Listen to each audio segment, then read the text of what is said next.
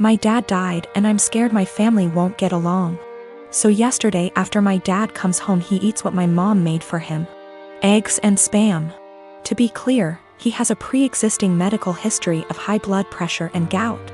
First found out when he was admitted to the hospital in 2015 when he fell ill, and we basically had to force him to go to the hospital BC he didn't want to go. He was put on medication since, with changes to them maybe a year or so ago. So back to when after he ate. My half-sister heard a thud around 740-ish and told me to check BC. She thought maybe my parents are arguing. I go down and see my dad on the kitchen floor my mom behind him a few feet away and I hear him snoring. I ask my mom a question, get worried, run back upstairs and knock on my sister's door. She calls my other sister and also tells me to stop wasting time, call 911. I was scared and frantic. I wish I called 911 or saw him when he came in so I could maybe have called sooner.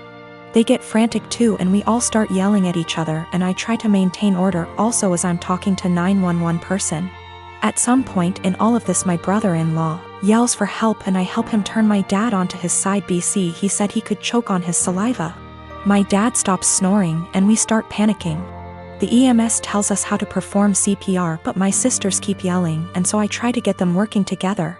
They finally start working on it. One is doing compression and the other giving him air and sometimes rotating. Fire department and ambulance gets here and they start doing the same thing but also have defibrillators and honestly, I'm just in shock still. It was maybe 8:03 p.m. when they came or so, I don't remember, it's all a blur. I checked my phone for timestamp, but I called twice so I forgot when original call was placed. They called it at 8:50 p.m. and I just began to lose it. My aunt comes and my sister is trying to call my dad's work to let his bosses know. We talk about how we want my dad's arrangements and agree on cremation. BC we don't have the money for anything else but also my sister wants the remains. My mom is bipolar schizophrenic and my sisters and bro-in-law don't get along. Her because of a whole history that would keep you here forever if I tried to type it. My dad was a bad person but he still chose us and tried his best to provide regardless of his fallacies. He had my mom's back too, saying he wouldn't kick her out or place her in a mental home. My sisters kinda want that, I think, but I'm scared to talk about it. My mom is okay sometimes but also acts up BC of her mental illness sometimes, and my dad and I were her constants regardless of what happened. My mom is old and still wants to benefit from some social security services that my dad had, but my sisters and I think we should get a majority control of his account. There's a lot of renovations to be done. BC he ignored upkeep of the house for a number of years, example, the roof. My mom is not very sad about the ordeal. BC she had a long history of mental abuse from my dad and I understand, but we for some reason stayed together. It how to move forward except for one moment at a time and I'm still waiting for funeral home to come pick up his body.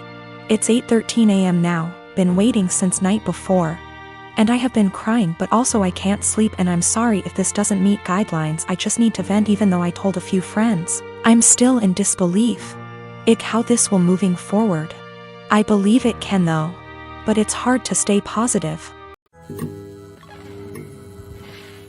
My boyfriend Steve and I have been dating for over a year and a half.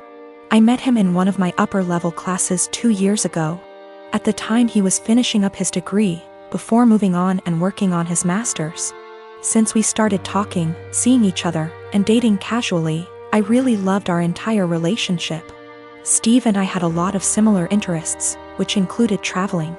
We did a small trip to South America a couple months ago for a few weeks, Peru and Chile. We had an amazing time. It was once we got back from our trip that I saw our relationship in a whole different way.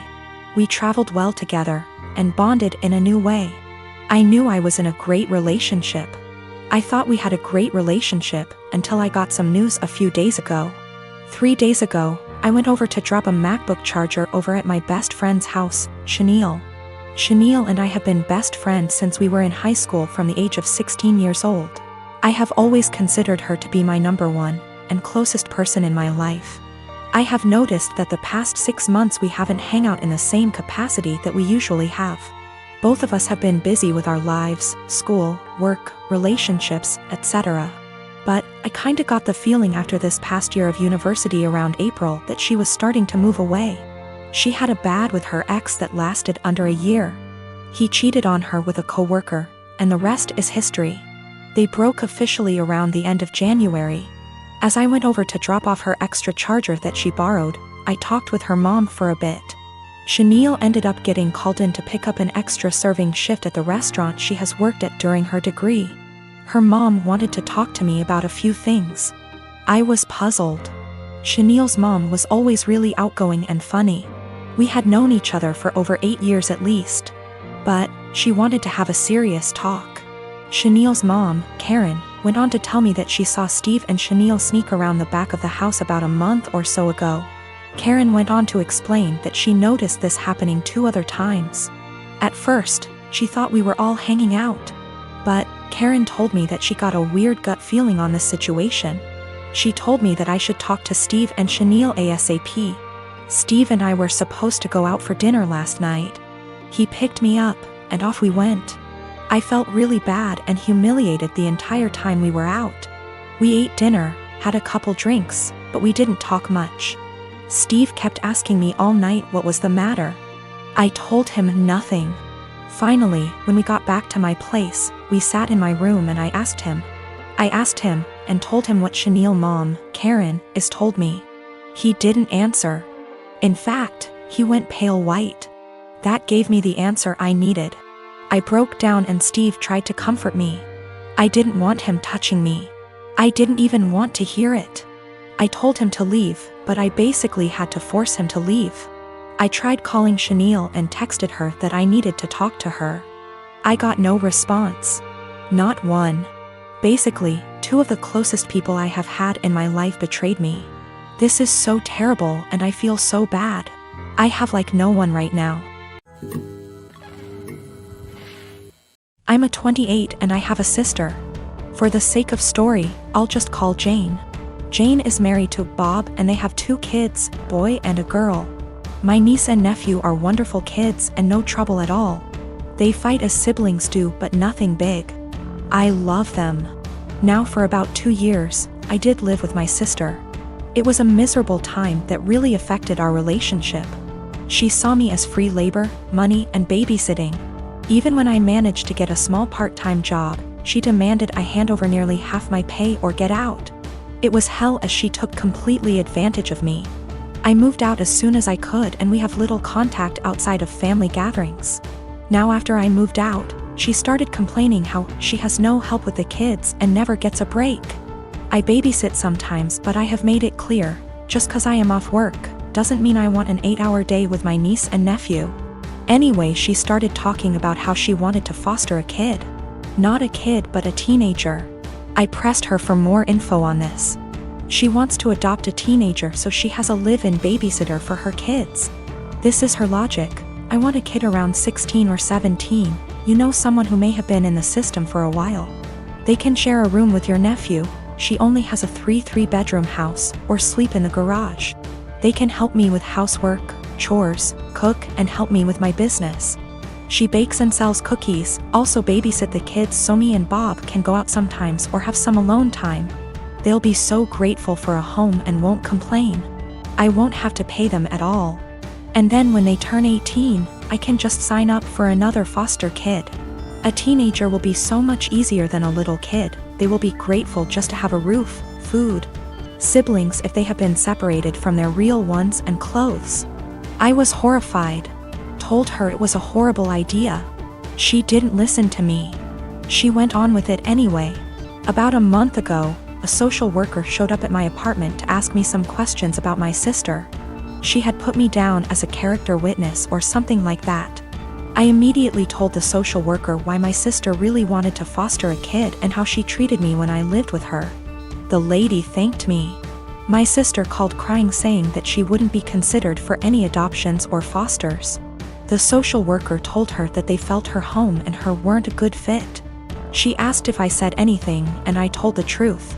She went off on me, hung up, and we haven't spoken since. She has sent some angry texts. A couple family members are on her side. They think foster kids are dogs or something and would be so happy just to have a roof and would gladly do all the housework. No child is in control of the circumstances that may have landed them in the foster care system. They are children and still human. They deserve a loving home and care. Do right by a foster kid.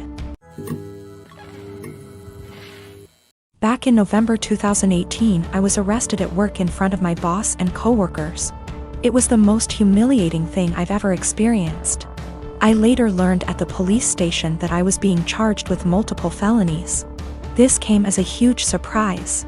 Luckily, I was able to keep my wits and lawyer up instead of speaking with the detective. For $13,000, which completely wiped my savings, I was able to retain a criminal defense attorney. However, it cost me everything, and I was unable to pay my bond.